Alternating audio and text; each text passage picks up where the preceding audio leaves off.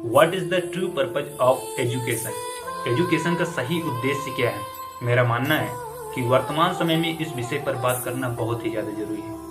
मैं personally American educational philosopher John Dewey को बहुत फॉलो करता हूँ। उनका एक कोट है कि education is not the preparation for life, education is life of itself. That means शिक्षा जीवन की तैयारी नहीं है, ज्ञान जीवन की तैयारी नहीं है। अपने पूरे जीवन भर एक शिक्षित, एक ज्ञानवान व्यक्ति बनने के प्रोसेस में लगे रहना ही जीवन है। बेसिकली अगर इनके हम पूरे कोड का सार निकालें तो कहना चाहते हैं कि एक व्यक्ति को अपने जीवन भर विवेक की खोज में ही लगे रहना चाहिए।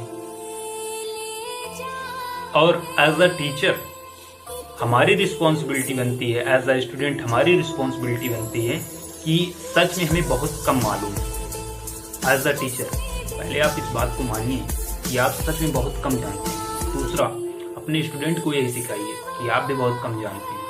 मैं भी फिजिक्स और केमिस्ट्री पढ़ाता हूँ और साइंस का एक बेसिक कोट होता है, चाहे आप फिजिक्स के साइंटिस्ट पूछ लें या इवन केमिस्ट्री के साइंटिस्ट से पूछें, बायोलॉजी के साइंटिस्ट से पूछें, कोई सिद्धांत उसने प्रूव कर दिया भी होगा, उससे पूछेंगे कि आप इसके बारे में क्या जानते हैं, तो क्या बोलेगा कि प्रोबेबली आई नो दिस, कि सापेक्षता में इसे जानता हूँ। My all the knowledge is based on certain limitation. मेरे सभी ज्ञान कुछ लिमिटेशन से, कुछ सीमाओं पर आधारित हैं।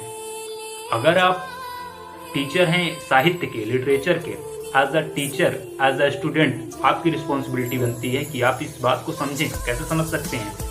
रामचरितमानस, तुलसीदास जी ने जब रामचरितमानस लिखी, इतना महान महाकाव्य लिखने के बाद कहते हैं कि उसकी जितनी पॉपुलैरिटी किसी भी बुक की नहीं है, धार्मिक बुक की नहीं है। इतना महान रचना लिखने के बाद वो व्यक्ति क्या लिखता है कि कवित विवेक एक नहीं मोरे, सत्य कहूं लिखी कागज कोरी। कि कविता करने का विवेक मेरे अंदर रत्ती भर नहीं है, मैं तो जो समझता हूँ कोरे कागज पर लिख देता हूँ। आगे क्या कहते हैं कि कभी न हूँ न वचन प्रवीण हूँ, सकल सदा सब विद्याहीन हूँ। कि न कभी हूँ न भाषा की प्रवीणता मेरे अंदर है। बहुत ही सामान्य व्यक्ति है वह व्यक्ति कह रहा है जिसने दुनिया का सबसे महान महाकाव्य लिखा है।